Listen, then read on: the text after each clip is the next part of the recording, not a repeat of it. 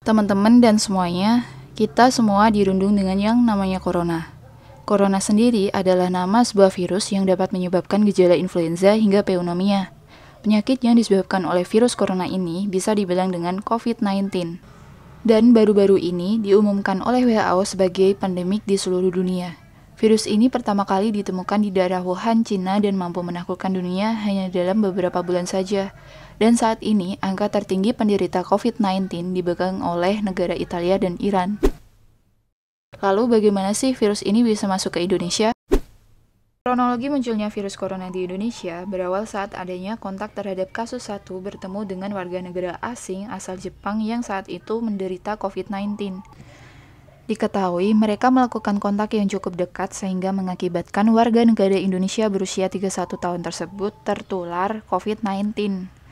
Kemudian kasus 2 terinfeksi virus corona saat sedang merawat anaknya yang kasus pertama yang sedang sakit. Lalu setelahnya banyak sekali kabar bahwa corona ini sudah masuk ke beberapa orang hingga terjadi merebaknya virus corona di Indonesia. Lalu pada tanggal 22 Maret menurut Kemenkes RI hingga saat ini sudah ada 514 orang positif COVID-19.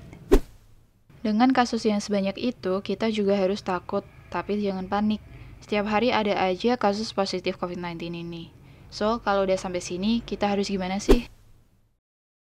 Di sini gue bakal menginformasikan apa sih gejala COVID-19 ini. Diketahui melalui CDC, orang yang mengidap COVID-19 ini memiliki gangguan seperti demam, batuk, dan sesak napas. So, kita sebagai manusia pastinya ingin mencegah penyakit itu ya kan? Nah, terus di sini gue bakal kasih tahu ada beberapa cara bagaimana melindungi diri kita terhadap virus corona ini. Yang pertama, basuh tangan kalian. Nah, kapan aja sih kita diharuskan cuci tangan? Yang pertama, setelah batuk dan bersin. Yang kedua, setelah kontak fisik dan orang sakit. Yang ketiga, sebelum dan sesudah makan. Yang keempat, setelah memegang hewan. Yang kelima, setelah memegang fasilitas umum. Dan yang keenam, setelah berkendara. So, jangan lupa untuk cuci tangan ya. Terus yang kedua, pakai masker.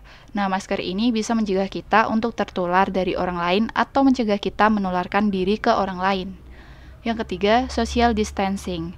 Nah, apa sih social distancing itu? Nah, kita itu diterapkan dengan menghindar dari kerumunan orang.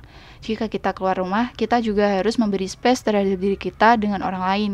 Terus, ini membuat penularan virus lebih minim untuk terjadi. Dan yang keempat, makan makanan yang matang. So, taatilah tata cara ini agar kalian bisa terhindar dari penyakit. Kalian ngelakuin ini gak hanya untuk diri kalian sendiri aja kok, tapi juga untuk keselamatan orang lain juga. Oke? Oke teman-teman, segitu aja yang gue sampaikan di video ini. Gue harap kasus virus ini cepat mereda dan gak makan banyak korban lagi. Dan buat lo semua, jaga kebersihan, tidur cukup, tetap di rumah agar bisa tetap terjaga.